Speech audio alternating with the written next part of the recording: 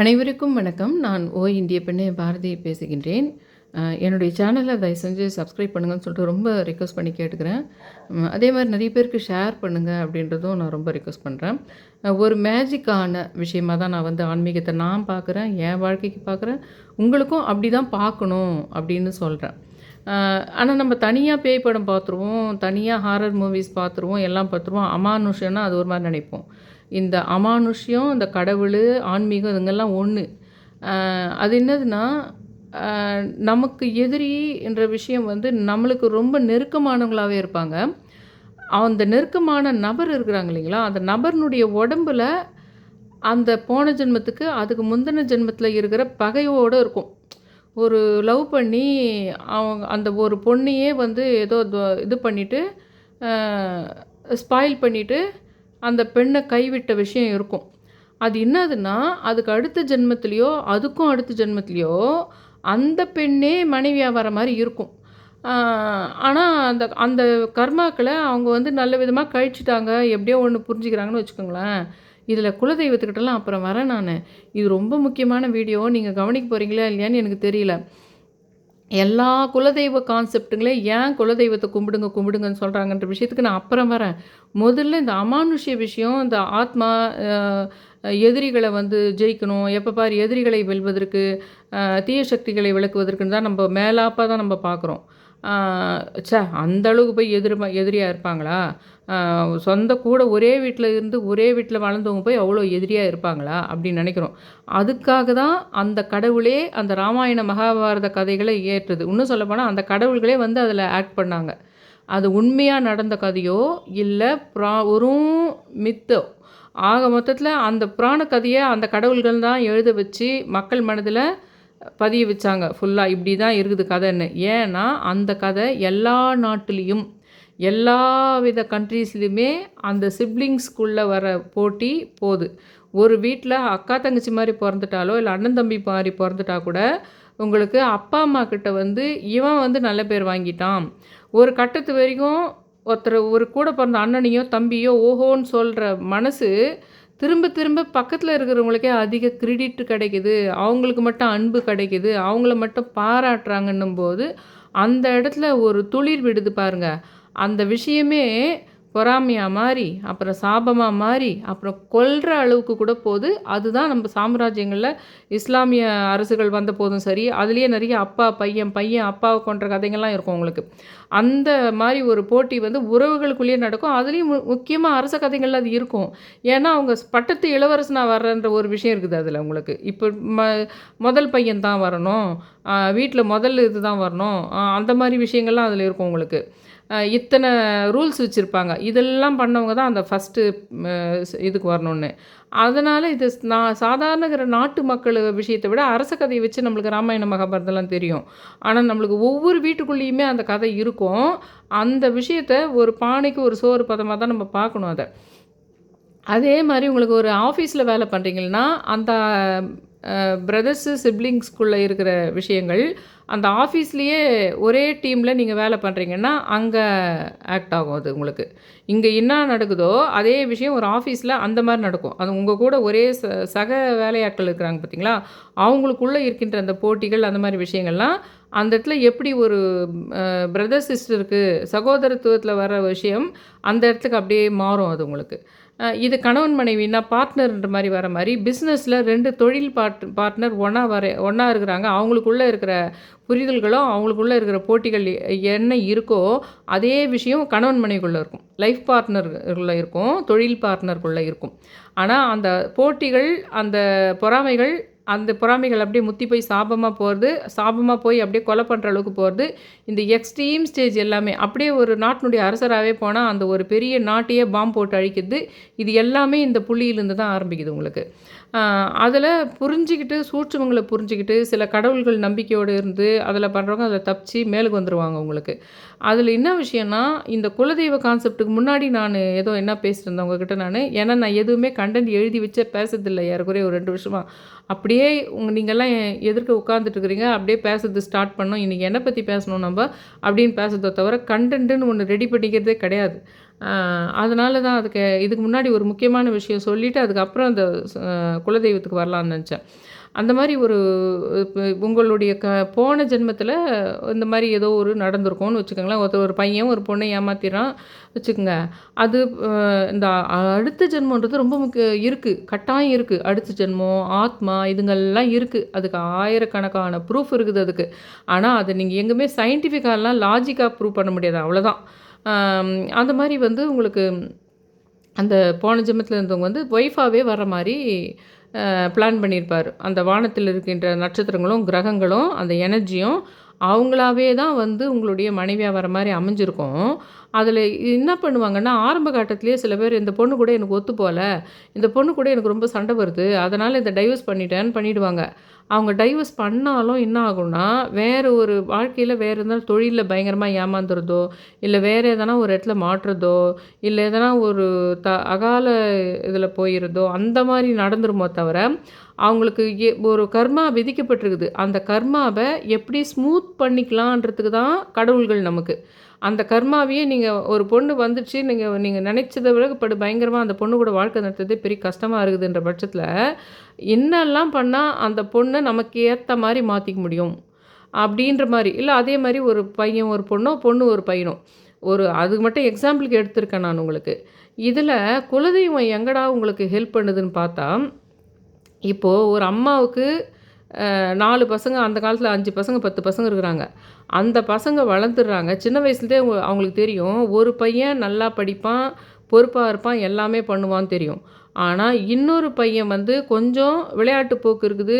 நெறைய குற்றங்களை கூட புரிபவனா இருக்கின்றான். அப்படின்ற ஒரு ஒரு விஷயம் இருக்குது.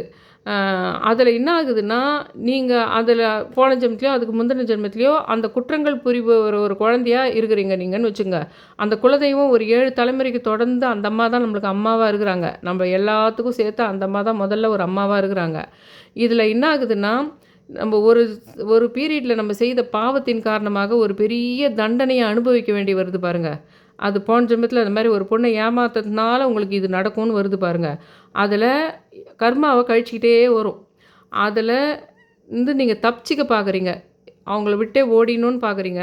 இல்ல அது ஒரே மட்டா எனக்கு அதெல்லாம் முடியாது. என்னால அதெல்லாம் அட்ஜஸ்ட் பண்ண முடியாது. இல்ல ஏதோ ஒரு பொண்ணோ, பையனோ அதெல்லாம் முடியாது. இப்பவே எனக்கு ரெமெடி கெட்சாகணும் அப்படின்னு சொன்னோம்னா, அவங்கள வேற விஷயத்தில மாட்ட வைக்குது. இல்ல நீ அந்த கர்மாவ கொஞ்சம் கொஞ்சமா ஃபேஸ் பண்ணிட்டே போற. அதுக்கு நடுவுல உனக்கு ஒரு ஆபத்து, உயிருக்கு ஆபத்து வருது. அதுக்கு நடுவுல ஒரு பெரிய லாஸ் உனக்கு வரப்போகுது. அதுக்கு நடுவுல உனக்கு பயங்கர தப்பு போன ஜென்மத்தில நீ தப்பு தான் பண்ணியிருக்கிற. ஆனா, இந்த ஜென்மத்தில நீ அத நீ அந்த அந்த வந்தவங்களையோ, எந்த அப்பாவையோ, அம்மாவையோ, பெற்ற பிள்ளைகளையோ நீங்க நான் தான் நல்ல பேர் எடுக்கணும். நான் தான் சமுதாயத்திலே பெரிய ஆளா இருக்கணுன்ற கான்செப்ட்ட விட்டுட்டு, அந்த கிடைச்ச வாழ்க்கையோட ஒன்றி போகத்துக்கு பல முயற்சிகள் உங்க பக்கம் எடுக்கிறீங்க அப்படின்ற பட்சத்தில, போன ஜென்மத்தில நீங்க ஒரு பொண்ண ஏமாத்தி இருந்தாலும் கூட, இந்த ஜென்மத்தில உங்களுக்கோ, உங்களை சார்ந்தவங்களுக்கோ உயிருக்கு ஆபத்தோ அல்லது வேறு ஏதாவது ஒண்ணோ வருகின்ற பட்சத்தில, அ அந்த குலதெய்வம் உங்கள காப்பாத்திருது. அந்த குலதெய்வத்தினுடைய கான்செப்ட்டே அதுதான். நீங்க பார்க்கலாம், ஒரு பையன் மட்டும் நல்லா படிச்சு, சம்பாரிச்சு ஓஹோன்னு இருப்பான். ஆனா, ஒரு பையன் சரியா வந்திருக்க மாட்டான். வந்திருக்க மாட்டான்னா கூட, அவனுக்கு ரொம்ப சாப்பாட்டுக்கு கூட கஷ்டப்படுற விஷயத்துல ரொம்ப இதுவா இருக்கும்போது, எப்படியாவது அந்த குழந்தைய மேலுக்கு கொண்டு வரணும்னு பார்த்து, அந்த குழந்தையும் மேலுக்கு வரணுன்றதுக்கு, இவங்க கிட்டேருந்தே கூட எப்படியாவது சொல்லி கிள்ளி பேசி அவங்களுக்கு ஏற்பாடு பண்ணுறதோ பண்ணுவாங்களே தவிர, ஒரு தாயோ, தகப்பனோ எப்படி பண்ணுவாங்கன்னா, அவன் ஒழுங்கா இருந்தா அவனுக்கு கிடச்சிது. நீ இதுவா இல்ல, அதனால நீ அனுபவின்னு சொல்ல மாட்டாங்க. அந்த இடத்துல தான் குலதெய்வம் நிக்குது. அந்த இடத்துல குலதெய்வம் நிக்குது. இது நம்ம வீட்ல ஒரு அம்மாவா, அப்பாவா இருக்கிறவங்க பண்ற விஷயத்த 7 தலைமுறைக்கு நம்மளுடைய அந்த வழி வழி வந்த யார் ஒரு பெரிய சாம்ராஜ்யங்களே சண்டைக்கு வரும்போது என்ன ஆகும்னா, ஒரு பெண் தெய்வமோ, ஒரு ஆண் தெய்வமோ மொத்த பேரையும் சேர்த்து காப்பாத்தியிருப்பாங்க. அந்த மொத்த பேருக்குமே வழி வழியா உங்களுக்கு காப்பாத்தினே வரும். எத்தனை பேர் அப்போ ஒரு 100 பேர் தான் பெத்த பசங்களா இருந்தாலும் சரி, ஒரு 100 பேர் 200 பேர காப்பாத்திட்டாங்க எப்போ 7 தலைமுறைக்கு முன்னாடி. அவங்க என்ன பண்றாங்கன்னா, தொடர்ந்து அந்த ஜீன் வழி வர்றவங்கள, நீ நீ ரொம்ப கெட்டவனா இருக்கிற, பயங்கரமா திருடுற, கொலை பண்ற, எல்லாம் பண்ற அப்படின்னும்போது அது அது கை குடுக்குறது கிடையாது. ஆனா யாருக்கு அது கை குடுக்குது அந்த குலதெய்வம்னா, சின்ன சின்ன இது இருக்கும் உங்களுக்கு. ஒரு வீட்ல ஒருத்தன் வந்து நல்லா பிஸ்னஸ் பண்ண தெரியும். அவன் நல்லா வந்திருப்பான். அவன் நல்லா குடும்பத்த இது பண்ணியிருப்பான். எல்லாம் பண்ணியிருப்பான். இன்னொருத்தன் இன்னும் கொஞ்சம் அ அதுலேருந்து கொஞ்சம் மாறுபட்டு, அத வாழ்க்கை எப்படி நடத்துதுன்னு தெரியாத, அதனால சில சின்ன சின்ன தவறுகள் செஞ்சு ஸ்ட்ரக் ஆயிட்டுருப்பான். அவன் ரொம்ப வறுமையான நிலைமைக்கு போயிட்டுருப்பான். அ அந்த அந்த மாரி ஆள் ஒரு வேள வந்து கடவுள் நம்பிக்கை, தெய்வ நம்பிக்கை அதெல்லாம் இருக்குது. செய்த தப்புகளையும் உணர்ற விஷயங்கள் இருக்குது. அதுக்கப்புறம் ஒரு வேள முயற்சி செய்து காலம் கடந்த பின்னாடி கூட தன்னுடைய தப்ப உணர்ந்து கொஞ்சம் நேர் வழியில போறதுக்கு ட்ரை பண்றாங்க. அந்த மாரி சமயம் பண்ணும்போது எப்படின்னா, தான் வயித்துலயே பிறந்த இன்னொரு குழந்தை மட்டும் ஆ தப்பாவே ஒரு தப்பான வழியிலே போயிட்டு இருந்தா கூட, அத பின்னாடி இழுத்து கொண்டு வந்து ஓரளவுக்கு சமப்படுத்துகின்ற ஒரு விஷயத்த தான் அந்த குலதெய்வம் பண்ணுது. அதனால தான் எப்பவுமே வருஷத்துக்கு ஒரு முறையாவது குலதெய்வம் நீங்க ஃபாரின் போய் செட்டில் ஆயிருந்தாலும், வேற ஊர்ல போய் செட்டில் ஆயிருந்தாலும், நீங்க எல்லாரும் போய் குலதெய்வம்னா மட்டும் பங்காளிங்க, இதுக்கு முன்னாடி தலைமுறையில எந்த ஊர்ல நீங்க பங்காளிங்களா இருந்தீங்களோ, அவங்க வரைக்கும் ஒண்ணா சேர்ந்து போய் பொங்கல் வச்சு கும்பிட்டுடுங்க. அப்படின்னு சொல்றதுக்கான காரணமே என்னன்னா, அந்த ஜீன் வழி வந்தவங்கள மொத்த பேரையுமே தான் பெத்த பசங்களா பார்க்குறாங்க அந்த குலதெய்வம். அது ஆண் தெய்வமோ, பெண் தெய்வமோ. அதனால என்ன ஆகுதுன்னா, அந்த சுலு ஆத்மா இந்த ஹஸ்பண்ட் அண்ட் ஒய்ஃப்குள்ளேயே கூட உட்காந்துட்டுருக்கும் அது. நான் சொல்றேன் பாருங்க, அந்த போன ஜென்மத்தில வந்து பழி வாங்கறதுக்காக இந்த ஜென்மத்தில கடவுளா பார்த்து அவங்களுக்கே பொண்டாட்டியா வர மாரி வச்சிருப்பாங்க. இல்ல அவங்களுக்கே புருஷனா வர மாரி வச்சிருப்பாங்க. அதுக்குள்ள உட்காந்துட்டுருக்கும் அந்த சுலு ஆத்மா. நான் எப்ப பாரு என் சேனல் தொடர்ந்து பார்க்குறவங்களுக்கு தான் தெரியும் அந்த சுலு ஆத்மா கதை என்னான்னு. அந்த சுலு ஆத்மா உங்களுடைய மனைவியாவோ, உங்க கணவராவோ கூட உட்காந்துட்டுருக்கும். ஆனா, நீ அத ஃபேஸ் பண்றதா இருக்கணும். அது அது உள்ள உட்காந்துட்டு இருக்குது. அவங்க தான் சாபம். நம்ம சொந்த புருஷனே நம்மள வந்து இது பண்றான்லாம் நினைக்காம, ஆ கொஞ்சம் கொஞ்சமா அதுலேருந்து ரிகவர் ஆகுறதுக்கோ, அத எப்படி ஃபேஸ் பண்ணலாம், எப்படி அத வழி நடத்திக்கிட்டு போலான்னு நீ யோசித்து யோசித்து பிளான் பண்ணி உன் வாழ்க்கைய நகர்த்துறன்னா, அவங்களுக்கு இந்த குலதெய்வம் ரொம்ப கை கொடுக்கறதா இருக்குது. நீ போன ஜென்மத்தில தப்பு தான் பண்ணியிருக்கிற. நீ ஒரு பாவம் தான் பண்ணியிருக்கிற. ஆனா, அதுக்கு பழி வாங்குறதுக்கு தான் அது வந்து உன்னுடைய மனைவியாவோ, உன் புருஷனாவோ, உன் குழந்தையாவோ கூட வந்திருக்குது. ஆனா, நீ அதிலிருந்து தப்பித்துக் கொள்வதில்லை. ஆனால், நீ அதிலிருந்து அந்த கர்மாவ நீ கொஞ்சம் ஒரு விதமா ஃபேஸ் பண்ணி, சில பொறுப்புகளோட தான் போற. உடனே அது எனக்கு வேணான்னு தூக்கி போட மாட்டேன்ற. ஆனா, நீ ஏதோ ஒண்ணு ட்ரையல் பார்க்குற. அதே சமயத்தில கடவுள் நம்பிக்கையும் உனக்கு இருக்குது. அதே சமயத்தில நீ குலதெய்வ வழிபாடு, பித்ரு வழிபாடு எல்லாம் கூட உன்கிட்ட அந்த பழக்கவழக்கங்கள் இருக்குதுன்னும்போது என்ன பண்ணுதுன்னா, நீ போன ஜென்மத்தில் செய்த பாவத்திற்காக பழிவாங்க வந்து உனக்கு பக்கத்திலேயே அமர்ந்து கொண்டிருக்கின்ற அந்த சுலு ஆத்மாவை உன்னை அதிகமாக துன்புறுத்தாமல் தடுத்து காப்பாத்துகின்றது குலதெய்வம். இது ஒரு மேட்ரு ஆச்சுங்களா? இப்போ அந்த குலதெய்வம் நம்மளுக்கு வேணும். இதில சப்த மாதாக்கள் மேட்ரு என்னாதுன்னு கேட்டா, இந்த விஷயமே பவானி ஆனந்த் அவர்கள் சொல்லி தான் எனக்கு தெரியும். அவருக்கு அது நான் உங்களுக்கு சொன்னேன். ஒரு 2, 3 வீடியோ முன்னாடி போட்டிருந்தேன் பாருங்க. அந்த சமயபுரம் மாரியம்மா எப்படி வந்து கனெக்ட் ஆனாங்க அப்படின்ற விஷயத்த. வைகுண்ட ஏகாதசின்றது உங்களுக்கு ஸ்ரீரங்கநாதருடைய சிஸ்டரு. அந்த அம்மா வந்து 3 இடத்துல எனக்கு வந்து அந்த சமயபுரம் மாரியம்மாவ நீ எப்படி இது பண்ணணும்னு சொல்லி 3வது ஸ்டெப்பில பவானி ஆனந்த் வீடியோ நான் பார்க்குற மாரி அதெல்லாம் சொன்னேன் பாருங்க. இந்த அம்மாவுக்குள்ள சப்தகன்னி இருக்கிற மாரி பார்க்கணும்னு சொன்னார் அவரு. எங்களுக்கு சப்தகன்னியே குலதெய்வமா இருக்குது. அதனால நான் வந்து சப்தகன்னி அ சமயபுரம் மாரியம்மா மட்டும் அவர் சொன்ன மந்திரத்த அந்த 2 மந்திரம். ஓம் ஹ்ரீம் நமகன்றது 9 முறை. ஓம் சித்ராதேவியே நமக. சமயபுரம் மாரியம்மாவ தான் அவர் சித்ராதேவின்னு சொல்றாரு. அந்த சமயபுரம் மாரியம்மாவுக்குள்ள தான் அந்த சப்தகன்னிகள் இருக்கிறாங்கன்னு சொல்றாரு. அவர் சொல்ற சப்தகன்னி வந்து இப்போ வர சப்தகன்னி, அதாவது வாராகி, பிராமிலாம் போடுறாங்க பாருங்க அவங்க. ஆனா எங்களுடைய குலதெய்வம் வந்து அப்படி கிடையாது. ரொம்ப ஆதி காலத்து குலதெய்வமும் இந்த சப்தகன்னி அவங்க எல்லா முகமும் ஒரே மாரி இருக்கும். இந்த சப்தகன்னி சமீப காலத்துது. அந்த சப்தகன்னி தான் பவானி ஆனந்த் அவர்கள் சொல்றாரு. அந்த சப்தகன்னி சமயபுரம் மாரியம்மாவுக்கு உள்ளேயே இருக்கிறாங்க. அதனால சமயபுரம் மாரியம்மாவுக்குள்ளேயே அந்த சப்தகன்னிகள் இருப்பதாக நினைத்து, ஓம் சித்ராதேவியை நமகன்னு சொல்லணும்னு சொல்றாரு அவரு. அது 16 முறை சொல்லணும். ஏன் சொல்றாருன்னா, அது 16ன்றது +7 அது 6+1. அந்த சப்தகன்னில 7ன்ற நம்பரும் முக்கியம். அதே சமயத்தில சப்தம்ன்றது மியூசிக்கு, சவுண்டு. சப்தம்ன்றதும் சவுண்டுன்றதுக்காகவும் வருது, மியூசிக்ன்றதுக்கும். சப்தம்னா 7. அந்த நம்பருன்னு பார்க்கும்போது அது 2மே இருக்குது. அது 2த்தையுமே சேர்க்கறதுனால அதுக்கு ரொம்ப பவர்ஃபுல் அதிகம்ன்ற விஷயத்த சொல்றாரு. அதனால சப்தம்னாவே நீங்க அந்த சப்த கன்னிகளையுமே நீங்க நம்பராவும் பார்க்கணும், இசை வடிவாவும் பார்க்கணும். அதே எடுத்துன்னு போய் சமயபுரம் மாரியம்மாவுக்கு உள்ளே வச்சு நீங்கள் அதை வணங்கணும். அந்த 2 மந்திரத்தறது அவர் சொன்ன விஷயம். இப்போ எனக்கு வந்து சப்தகன்னியே இதுவாக இருக்குது, குலதெய்வமாக இருக்குது. அப்போ எனக்கு ஓகே. அப்போ உங்களுக்கெல்லாம் இதில் குலதெய்வத்தை நீங்கள் இணைக்கும்போது அது மல்டிப்ளை ஆகும். அதனுடைய பலன்கள் உங்களுக்கு மல்டிப்ளை ஆகும். இப்போ நான் சொன்ன ஒரு விஷயம் இருக்குது பாருங்கள் அதில். அந்த குலதெய்வம் என்ன மேட்டர்ன்னு இப்போ சொன்னேன் பாருங்கள் உங்களுக்கு. அந்த சுழு ஆத்மா அந்த மாதிரி விஷயங்கள்லாம் சொன்னேன் பாருங்கள். நம்மளை சபிக்கிறவங்க, நம்மளுக்கு சாபம் கொடுக்குறவங்க ஒரு காரண காரியத்தோடு இந்த ஜென்மத்தில் வந்துட்டாங்க அவங்க. அவங்க மாமியார் ரூபமாக இருக்கலாம், இல்லை பெரியப்பா பெரியம்மா ரூபமாக இருக்கலாம், இல்லை சித்தி சித்தப்பா ரூபமாக இருக்கலாம், எப்படியானா இருக்கலாம். அவங்களுடைய காரண காரியத்தோடவே வந்திருக்கிறதுனால தான் சில விஷயங்கள் வந்து உங்கள் பக்கம் தப்பே இல்லைன்னா கூட அவங்க ஜெயிக்கிற மாதிரி கடவுள் கொண்டு வரதுக்கு காரணம் என்னன்னா, உங்களுக்கு அந்த வலியை கொடுக்கணும். உங்களுக்கு அந்த வலியை கொடுத்தா தான் கொடுக்கறதுக்காக அப்படி பண்ணுது. ஆதி காலத்தில் வெட்டியே போட்டுக்கிறது, ஒருத்தர் ரத்தமே பார்த்துருதுன்னு ஆயிடுச்சு. இப்போ என்னென்னா அதை விட பெருசு தீயினார் சுட்ட புண்ணு ஆறாதுன்ற மாதிரி இப்போ அதை விட வலி உனக்கு மனசால் அவமானத்தை கொடுக்குது, பேச்சால் அவமானத்தை கொடுக்குதுன்றது உன்னை பழி வாங்குது. போன ஜென்மத்தில் உன்னால் நடந்த ஒரு தப்பு அதுக்கு பழி வாங்கிறதுக்கு பிறந்திருக்குது. நான் ஒன்று ஏற்கனவே உங்களுக்கு எப்போ பாரு நான் சொல்லியிருப்பேன், போன ஜென்மத்தில் நம்ம ஏதோ தப்பு பண்ணிக்கிறோம், அதனால தான் இந்த ஜென்மத்தில் இப்படி அனுபவிக்கிறோன்ற மாதிரி எப்பவும் நினைக்காதீங்க. அந்த கில்ட் உங்களுக்கு வேணான்னு நான் சொல்லுவேன் பார்த்தீங்களா, அது இன்னும் கம்ப்ளீட்டாக வேறு மேட்டர். இப்போ நீங்கள் தப்பே செய்யலை, உங்கள் போன ஜென்மத்தில் நீங்கள் யாரையும் ஒன்றுமே பண்ணலன்னா கூட உங்களுடைய குடும்பத்து மேலேயோ உங்கள் மீதோ தீரா பொறாமையும் காரணமும் கொண்டு ஜென்மமாக உங்களை ஒரு விதமாக வெற்றி கொள்ளணும்னு நினச்சி ஒரு ஆத்மா தொடர்ந்து உங்களுக்கு கூட அப்பா ரூபமாவோ ஒய்ஃப் ரூபமாவோ குழந்த ரூபமாவோ பிறந்து உங்களை ஜெயிக்கணும்னு பார்க்கும். நீங்கள் எந்த தப்புமே பண்ணியிருக்க மாட்டீங்க ஆனால் போன ஜென்மத்தில், ஆனால் அது ஜெயிக்கணும்னு பார்க்கும். அப்படிப்பட்ட சுழு ஆத்மாவும் வர்றது உண்டு. அந்த விஷயத்துக்கு கூட அந்த நம்மளுடைய குலதெய்வம் நமக்கு உதவதாகுது. நம்முடைய குலதெய்வத்தை நம்ம வணங்கத்து மூலமாக நீங்கள் தவறே அப்போ இன்னும் அதிகமாக உதவும். இந்த மாதிரி கான்செப்டில் ஒரு வேளை வந்தால் அந்த குலதெய்வம் இன்னும் அதிகமாக உதவும்.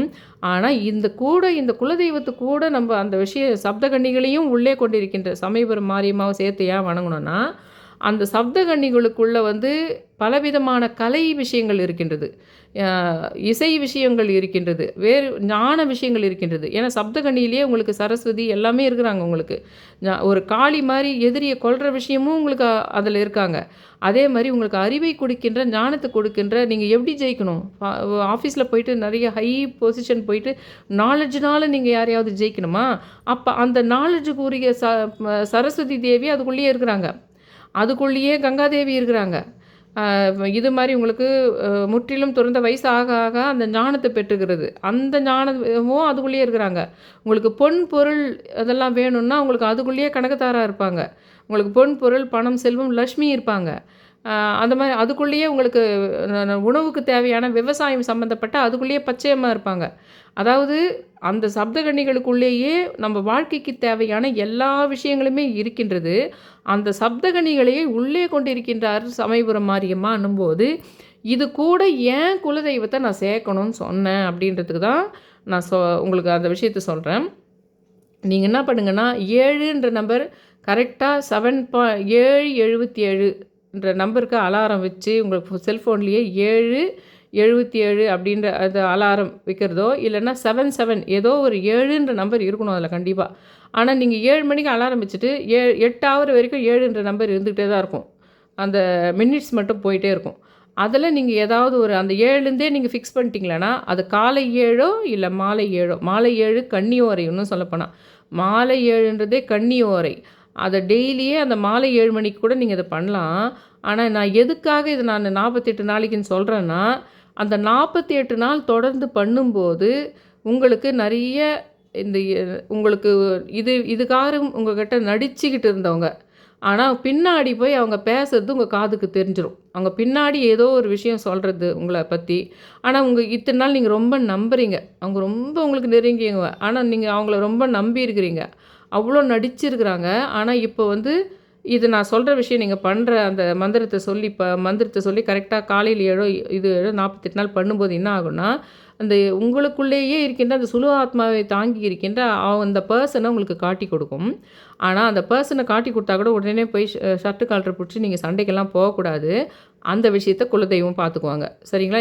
இது டெய்லி அந்த மந்திரம் சொல்கிறீங்க இல்லைங்களா? குலதெய்வத்தையும் நீங்கள் நினச்சிக்கணும், அவங்க பேரையும் சொல்லணும்.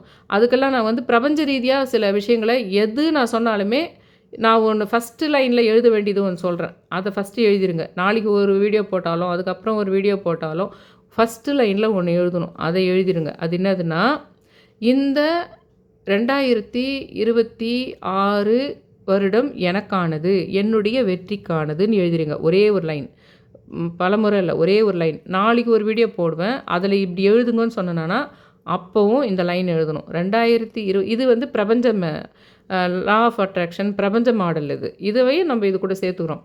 ஃபஸ்ட்டு எழுதும்போது இந்த 2026 எனக்கானது, என்னுடைய வெற்றிக்கானது அப்படின்னு சொல்லிட்டு ஃபஸ்ட் லைனில் எழுதிடுங்க.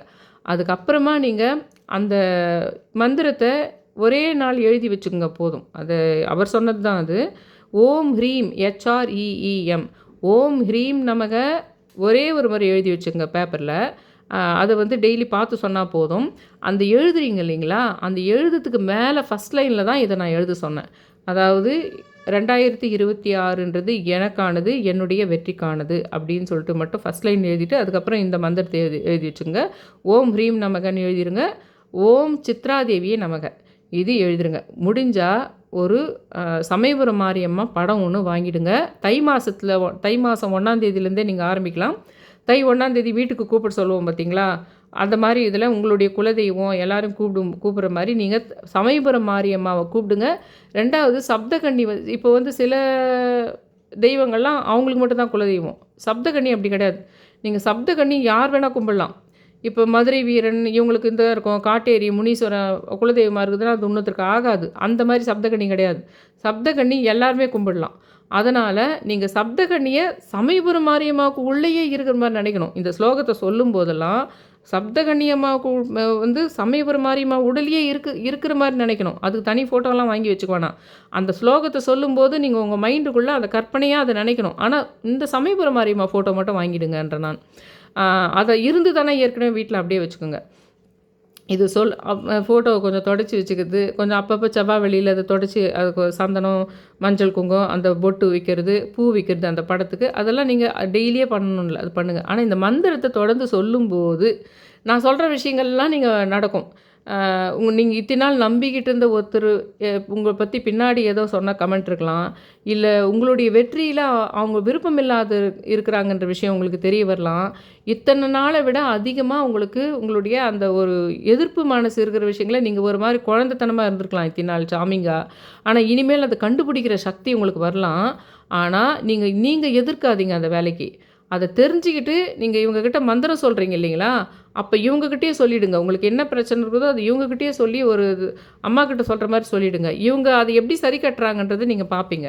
அதையும் பார்ப்பீங்க. இதில் எப்படி பார்ப்பீங்கன்னா, சமயபுரம் மாரியம்மான்ற பேரோ, மாரியம்மான்ற பேரோ, சப்தகன்னின்ற பேரோ, 7ன்ற நம்பரோ, அந்த மாதிரி நிறைய அம்மன்கள் இது கூட அந்த இசை முக்கியம்னு அவர் சொல்லியிருக்கின்றார். அதனால் நீங்கள் என்ன பண்ணுங்கன்னா, ஏதோ ஒரு அம்மன் பாடலை நீங்கள் இந்த 48 நாளுமே எந்த நேரம் 7ன்றதே இல்லை, ஏதோ ஒரு நேரம் இந்த 48 நாளில் ஏதோ ஒரு நேரம் செல்ஃபோனில் போட்டுட்டோ ஹெட்ஃபோனை போட்டுக்கிட்டோ ஒரு அம்மன் பாடலை கேட்டுருங்க. ஒரு அம்மன் பாடல். ஏன்னா இதில் வந்து கண்டிப்பாக மியூசிக்கை ஜாயின் பண்ணணும்னு, மியூசிக் தான் அதில் மெயின். அந்த 7ன்ற நம்பரும் அந்த மியூசிக்கும் ரொம்ப இம்பார்ட்டண்ட். அதை சேர்த்து சொல்லும்போது நீங்களே பாட தெரிஞ்சால் பாடுங்க, எதானா ஒரு வேளை. ஏன்னா அந்த இசையும் 7ம் சேர்ந்து தானே அந்த பிரபஞ்சத்தில் இருக்கின்ற அந்த தேவதைகள் எல்லா நாடுகள்லையுமே இருக்குது. எல்லா மதத்துலேயுமே அந்த 7 ஏஞ்சல்ஸ் ஏதோ ஒரு வகையில் அந்த 7 தேவதைகள்ன்ற விஷயம் மற்ற நாடுகளில் மற்ற கண்ட்ரீஸில் கூட வெவ்வேறு ரூபத்தில் இந்த 7 தேவதைகள் இருக்கிறாங்க. இந்த 7 தேவதைகள்னால உங்களுக்கு என்னன்னா, வெறும் எதிரிகளை பஸ்மம் பண்ணுறது, நம்மளை பின்னாடி பேசுகிறவனை காட்டி கொடுக்குறது, நம்மளை எதிரி சாபங்களை பொசுக்கிற விஷயத்தை தாண்டி உங்களை நாலேஜாக இன்க்ரீஸ் பண்ணும். உங்கள் குடும்ப வாழ்க்கையில் ஒரு காதலை உண்டு பண்ணும். ஒரு அப்பா அம்மாவுக்குள் உள்ள இருக்கின்ற அன்போ, இல்லை கணவன் மனைவிக்குள்ள உள்ளதோ, அல்ல காதலருக்குள்ளேயோ, இல்லை பேரண்ட் அண்டு பிள்ளைகளுக்கு இருக்கிற அன்பை உருவாக்குகின்ற ஒரு விஷயம் அந்த சப்த மாதாக்கள் கிட்டேருந்தே நமக்கு கிடைக்கும். சமயபுரம் மாரியம்மா கிட்டேருந்து கிடைக்கும். சமயபுரம் மாரியம்மாக்குள்ளே அந்த இருக்கிற மாதிரி நினச்சி தான் அந்த ஸ்லோகத்தை சொல்லணுமே. அது 9 முறை ஓம் ஹ்ரீம் நமக, ஓம் சித்ராதேவியை நமக 16 முறை. இதை தொடர்ந்து அது சொல்லணும். இது கூட நீங்கள் நான் போட்டே இருந்தேன் ஏற்கனவே வீடியோ. நீங்கள் இப்போ பார்த்துக்குங்க. இந்த 2 ஸ்லோகத்தை இப்போதைக்கு சொல்லுங்கள். அதுக்கப்புறமா நான் வீடியோ போடுறேன். அதில் இன்னொரு தெய்வத்தை சேர்த்து 3 தெய்வமாக நினச்சி அதை நம்ம வணங்கணுன்றதை நான் அடுத்த வீடியோவில் போடுறேன்னு சொல்லியிருந்தேன் பாருங்க. அது ஏதோ யூடியூப்பில் பெரிய பிரச்சனை இருக்குது. போட்டால் நோட்டிஃபிகேஷனே யாருக்கும் சரியாக போகிறதில்ல. அதனால் நான் டிலே பண்ணேன். இன்னும் கூட அது சரியாச்சா என்னன்னு எனக்கு தெரியல.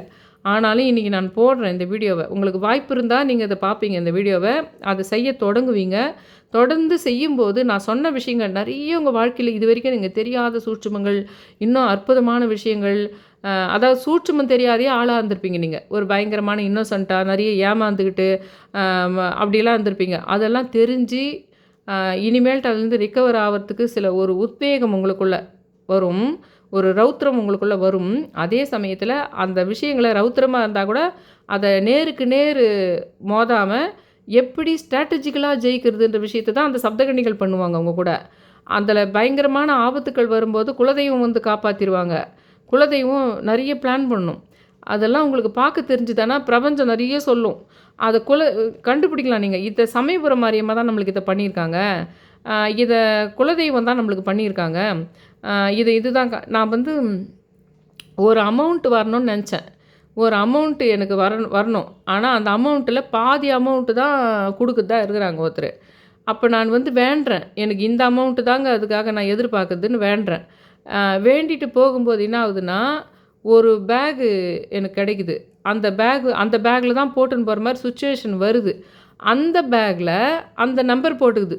அந்த ஏதோ ஒரு நகை கடையோ இல்லை வேறு ஏதோ ஒன்று இருக்கும்ல இல்லைங்களா, அது 60வது வருடம் செலிப்ரேஷன் போட்டிருக்குது உங்களுக்கு. அப்போ அந்த அந்த ஒரு கோயிலில் கொடுத்துருக்காங்க. அதை ஒரு கோயிலில் கொடுத்துருக்காங்க. அந்த கோயில் வந்து அங்காள பரமேஸ்வரி கோயில்.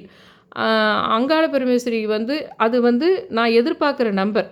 அந்த நம்பர் வந்து அந்த நம்பர் தானே வரணும் அப்படின்னு சொல்லிட்டு நான் யோசிச்சுக்கிட்டு இது பண்ணும்போது அந்த பையில் தான் அந்த பொருள் எனக்கு கிடைக்குது. அப்போ நான் எப்படி அதை புரிஞ்சுக்கணுன்னா, அந்த நம்பர் உனக்கு நீ எதிர்பார்த்த மாதிரி அதுக்கு வரணும் அப்படின்னா, அதுக்கு பின்னாடி ஒரு வேளை உன் கைக்கு அது கிடச்சிதானா, அதுக்கு பின்னாடி இருக்கிறது நான் அப்படின்றாங்க அங்காள பரமேஸ்வரி. அதுக்கு பின்னாடி இருக்கிற சாமி யாருன்னு கேட்டால் நான். நீ அதை வேண்டின, ஆனால் நீ ரொம்ப என் கோயிலுக்கும் வரதில்லை, நீ வரவும் வேணாம். ஏன்னா என்கிட்ட அங்காள பரமேஸ்வரி அம்மா சூட்சமாக நிறைய எனக்கு அந்த பிரபஞ்ச விஷயங்கள் புரியறதுனால நானாகவே நான் தூரந்தே தான் உனக்கு அருள் புரிவேன். நீ ரொம்ப ஒன்றும் என் கோயிலுக்கும் வர வேணாம். நான் உனக்கு வேறு ஒருத்தர் ரூபத்தில் நான் உனக்கு அமுச்சிடுவேன். தூரந்தே ஒரு பெண் ரூபத்தில் நான் உனக்கு அனுப்பிடுவேன் அப்படின்றதெல்லாம் புரிய வச்சாங்க. அது எப்படி புரிய வச்சாங்கன்னா, ஒரு பெண் வராங்க, நான் ஒரு நாகக்கன்னிக்கிட்ட பூஜை பண்ணிகிட்டு இருக்கிறேன். அந்த அம்மா மேலே அங்காள பரமேஸ்வரி வந்துடுது.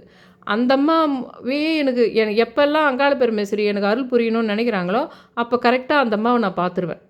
அது நான் பார்க்குற அன்றைக்கி அந்த ஒரு முக்கியமான வேலையாக இருக்கும் எனக்கு. நான் பார்க்குற அன்றைக்கி முக்கியமான ஒரு விஷயமா இருக்கும் எனக்கு. அப்படி தான் நீ அந்த அம்மாவையே நீ பார்த்துக்கோ, வேறு எந்த ரூபமாக நான் உனக்கு அங்காள பரமேஸ்வரியை காட்டுறேன். ஆனால் நீ ரொம்ப ஒன்றும் நீ நினச்சது கரெக்டு தான். நீ ஒரு கால்குலேஷன் ஒன்று பண்ணு. நீ இந்த இந்த கோயிலில் கொஞ்சம் இந்த அம்மா வந்து தூரம் இருக்கணும், தூரவே இருக்கணும், ஆனால் மனசால நினைக்கணும்னு நினச்ச அது கரெக்டு தான் அப்படின்னு சொல்லிட்டு. ஏன்னா அந்த குலதெய்வம் வந்து எனக்கு ஏதோ ஒரு கால் தள்ளி போகுது.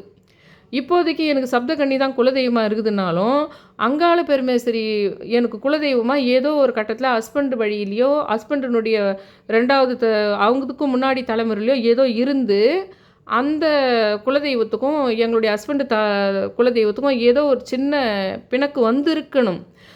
அது இப்போ என்ன மாதிரி ஒரு ஆன்மீக இந்த விஷயத்தை ரொம்ப ரிசர்ச்சாக பண்ணுறதுனால எனக்கு புரியுது. அது எல்லாருனாலும் அதை கண்டுபிடிக்க முடியாது. அதனால் அந்த அம்மா வந்து எனக்கு என்ன பண்ணாங்கன்னா, நான் ஏதோ ஒரு பீரியடில் உங்களுடைய வழியில் குலதெய்வமாக இருந்தேன். ஆனால் ஒரு தெய்வம் வந்து எனக்குள்ள எதிர் தெய்வம் வந்து ஏதோ ஒன்று அந்த அம்மாவை எதிர்க்கிற மாதிரி ஏதோ ஒன்று வந்துட்டுருக்கும். எங்களுடைய லாஸ்ட்டு 2 தலைமுறையில் வந்திருக்கலாம் ஹஸ்பண்ட் சைடில். அதனால் என்ன ஆகுதுன்னா, தூரந்தே நீ என்னை நினை, நான் வந்து வேறு ரூபத்தில் உனக்கு காட்சி கொடுக்குறேன். அந்த அம்மா ரூபத்தில் காட்சி கொடுக்குறது இல்லாமல், அந்த வேறு ஒரு அம்மா மேலே சாமி வந்து காட்சி கொடுக்குறது இல்லாமல், அது ஒரு பை ரூபத்தில் வந்து காட்சி கொடுத்தது பாருங்க. அந்த பையில யாரோ போட்டு அந்த அந்த கோயிலில் கொடுத்த ஒரு இதுவை அந்த அம்மா பேர் போட்டு அந்த பை வருது. அந்த பையில நான் சொல்கிற ஒரு நம்பர் பார்த்து எனக்கு புரிய வைக்கிறாங்க அந்த அம்மா. நான் சொன்ன மாதிரியே தூரந்தே பண்ணுன்றாங்க. ஆனால் தூரந்தே பேசுகிறாங்களே என் கூட. தூரந்தே எனக்கு எல்லாத்தையும் சொல்லி கரெக்டாக என் கூட இது பண்ணிடுறாங்க. ஆனால் அந்த அம்மா கோச்சிக்கல. நான் அடிக்கடி அந்த கோயிலுக்கு போகிறதில்லன்றத பற்றி அந்த அம்மா கோச்சிக்கல. நீ சொன்னது கரெக்டு தான்னு சொல்லிட்டு அந்த அம்மாவே புரிய வச்சுட்டாங்க எனக்கு. நீ நினச்சது கரெக்டு தான் அப்படின்ற விஷயத்த. இந்த மாதிரி விஷயங்கள் எல்லாம் வந்து நீங்கள் நான் இப்போ சமயபுரம் மாரியம்மாக்குள்ளே அந்த சப்தகண்ணி இருக்கிற மாதிரி நினச்சிக்கோங்க. உங்கள் குலதெய்வத்தையும் சேர்த்து கும்பிடுங்க. அந்த ஸ்லோகத்தை சொல்லிகிட்டே வாங்கன்னும் போது உங்களுக்கு இந்த கடவுள்கள் புரிய வைப்பாங்க இந்த விஷயத்த. நான் சொல்கிற மாதிரியே உங்களுக்கு பார்க்க தெரிஞ்சுக்கணும். நிறைய பார்த்துக்கிட்டே இருந்தீங்கன்னா நிறைய பேசுவாங்க உங்ககிட்ட. இது வேணான்னு சொல்லியிருக்காங்க. கடவுளே இன்றைக்கி வந்து நீ போகாத வீட்லேயே சொல்லுன்னு சொல்லியிருக்காங்க. இல்லை இன்றைக்கி மட்டும் கரெக்டாக ஒரு ஆபத்து இருக்குது எனக்குன்னு சொல்லிட்டு ஒரு 20 நாளைக்கு முன்னாடி தான். இன்றைக்கி நட்சத்திரமாகவும் இருக்குது, அமாவாசையாகவும் இருக்குது. அது எப்படி இன்றைக்கி வந்து நீ 110 சுற்றாத போவ அப்படின்னு முடிவு பண்ணியிருக்கார் பிள்ளையார். ஆனால் நான் இன்றைக்கி போகிற ஐடியா இல்லை. ஒரு அம்மா வந்து என்கிட்ட கேட்குறாங்க. அந்த அம்மா என்கிட்ட அந்த கொஸ்டின் கேட்ட ஆளே கிடையாது. நீ இன்றைக்கி பிள்ளையார் கோயில் போகலையா அப்படின்னு கேட்குறாங்க. அப்போயே புரிஞ்சுக்கிறேன் நான் டக்குன்னு. பிரபஞ்சத்துக்கிட்ட பேசிட்டு இருந்தால் தான் அது புரியும். அதுப்பே புரிஞ்சிடுவோம். இன்றைக்கி அவர் அப்போனா இன்றைக்கி வான்னு சொல்கிறார் பொழுது அப்படின்னு சொல்லிட்டு போய் சுற்றுறேன். அப்புறம் தான் புரிஞ்சுது. அமாவாசையாகவும் இருந்து உன்னுடைய நட்சத்திரமாகவும் இருந்த பட்சத்தில் நீ இன்றைக்கி முக்கியமாக சுற்றுறதுனால மட்டும்தான் ஒரு பயங்கர ஆபத்துலேருந்து தப்பிச்சிக்கிற மாதிரி இருக்குது அப்படின்னு அந்த மாதிரி சொல்லனா நான் போயிருக்க போதில்லை அன்றைக்கி. அப்போது கடவுள் என்கிட்ட பேசின அர்த்தம் என்கிட்ட சொன்னதை புரிஞ்சுக்கிட்டு நான் கரெக்டாக போயிடுறேன். இதுங்கெல்லாம் நடக்கும். இப்போ நீங்கள் இந்த 3 நான் சொன்ன தெய்வங்களை சேர்த்து 48 நாள் பண்ணும்போது நான் புரிஞ்சுக்கிற மாதிரி நீங்கள் என்ன புரிஞ்சுக்கிட்டீங்க, எதை உங்களால் வெளிப்படையாக சொல்ல முடியுமோ அதை கமெண்ட் செக்ஷனில் வந்து சொல்லுங்கள். இது ரொம்ப முக்கியமான வீடியோ. என் சேனலை சப்ஸ்கிரைப் பண்ணுறதுனால நீங்கள் வாழ்க்கையில் நிறைய மேஜிக் தெரிஞ்சுக்கலாம், பிரபஞ்ச விஷயங்களை தெரிஞ்சுக்கலாம், எதிரிகள் யாருன்னு தெரிஞ்சுக்கலாம், அவங்கள எப்படி வெற்றி பெறன்னு தெரிஞ்சுக்கலாம். எதிரிகள் மீன்ஸ் நான் சொல்கிற அந்த சுல்லாத்மா விஷயங்கள் கான்செப்ட்டுக்கு இதெல்லாம் அந்த மாதிரி உங்களுக்கு இது ஒரு மேஜிக் மாதிரி விஷயம். அவர் சொன்ன மாதிரி சும்மா கொஞ்ச நேரம் தான் சொன்னேன். அவர் தான் சொன்னார் இந்த சமயபுரம் மாரியம்மாக்குள்ளே இவர் இருக்கிறாருன்னு. கரெக்டாக அதை நான் சும்மா உட்காந்து சொன்னேன். அப்புறம் காலையில் எல்லா இவங்களையும் சொல்வேன், எல்லா சித்தர்களையும், சூரியன், எல்லா கிரகங்களையும் வேண்டுவேன். அப்போது பிரபஞ்சம் எப்படி வந்து எனக்கு ஞாபகப்படுத்துதுன்னா, அந்த விஷயத்தை நீ சொல்லு அப்படின்ற மாதிரி கரெக்டாக என்னுடைய அந்த பூஜை ரூம்லேயே நிறைய இந்த பாத்திரங்கள்லாம் வாஷ் பண்ணதும் அந்த பக்கம் எனக்கு பால்கனி இல்லைன்னு அங்கேயே வச்சுருப்பேன். அது ட்ரை ஆகிறதுக்காக அந்த ஓரமாக வச்சுருப்பேன். அதில் ஒரு பேக்கெட்டு, அந்த பேக்கெட்டில் வந்து நான் குலதெய்வத்துக்கு யாரோ வீடியோவில் சொன்னது தான் அது. குலதெய்வத்துக்கு நீங்கள் வந்து இது பண வெல்லம் வாங்கிட்டு போய் கொடுக்கணும் ஆடி மாதத்தில் அப்படின்னு சொல்லியிருந்தாங்க, வேண்டுதல் நிறைவேற விஷயத்துக்கு. அந்த இதுக்காக நான் வாங்கி போனேன். அப்படியே அந்த பேக்கெட்டே வந்து அது மேலே பனங்கல்கண்டுன்னு போட்டிருக்கும். அதை வந்து குலதெய்வத்துக்கு அதில் பனங்கல்கண்டு வாங்கி போய் நான் அங்கே இது பனை வெல்லம் வாங்கி போய் அங்கே இது பண்ணாங்க நிறைய பஞ்சாமிர்தம். அதில் போட்டுட்டு அதை மட்டும் எடுத்துன்னு வந்துட்டேன் அந்த பாக்ஸை. அது எப்போவுமே சிலதெல்லாம் அப்படியே வச்சுட்டுருப்பேன். அது குலதெய்வத்துக்கு நம்ம எடுத்துன்னு போனது, அதில் நம்ம கொத்தமல்லி கருவேப்பிலை போட்டு வச்சுக்கலாம் அப்படின்னு சொல்லிட்டு வச்சுட்டுருப்பேன். அதை வாஷ் பண்ணி கரெக்டாக நான் எல்லா இதுவும் சொல்லி முடிக்கிறேன். பவானி ஆனந்த் அவர் சொல்லி முடித்த அன்றைக்கி அப்பப்போ எங்கெங்கோ உட்காந்து சொன்னேன். நான் காலையில் சொல்லி முடிக்கும்போது இந்த கூட குலதெய்வமும் சேர்த்து நம்ம கும்பிடணும், இது கூட சேர்த்துன்னு எனக்கு குலதெய்வம் உணர்த்தினாங்க. இது கூட குலதெய்வமும் சேர்த்து கும்பிட்றது நல்லது. ஆனால் உனக்கு குலதெய்வம் இருக்குது நாங்களே, ஆனால் மற்றவங்களுக்கு நீ வீடியோவில் சொல்லணுன்னா அவங்க குலதெய்வத்தை சொல்லணுன்றதை அதுக்கு முன்னாடி எனக்கு ஞாபகப்படுத்தினாங்க. அதுக்கு முன்னாடியே எனக்கு அது ஞாபகப்படுத்திட்டாங்க எனக்கு. கரெக்டாக எனக்கு நான் கும்பிட்டு முடிக்கிறேன். பூஜை ரூமில் சம்மணமிட்டு உட்காந்து நான் பண்ணிகிட்டு இருக்கேன். அந்த பாக்ஸ் என் கண்ணில் படுது. அந்த பாக்ஸில் தானே குலதெய்வத்துக்கு நம்ம இந்த பாக்ஸ் ஏன் பர்டிகுலராக நம்ம கண்ணில் அந்த பட்டுன்னு காற்று கடிச்சு நம்மளுக்கு காற்று இருக்குது, பிரபஞ்சம் ஏதோ சொல்ல வருது அப்படின்னு. ஆமாம்ல, இந்த பாக்ஸில் தானே நம்ம குலதெய்வத்துக்கு இது பனங்கல்கண்டு இது பனவெல்லம் எடுத்துகிட்டு போகணும். ஆமாம்ல, நம்ம குலதெய்வத்தையும் இந்த சமயபுரம் மாரியம்மாவும் சேர்த்து கும்பிடணும், வீடியோவில் சொல்லணும்னு சொல்லிட்டு நேற்று நம்ம நினச்சோமே.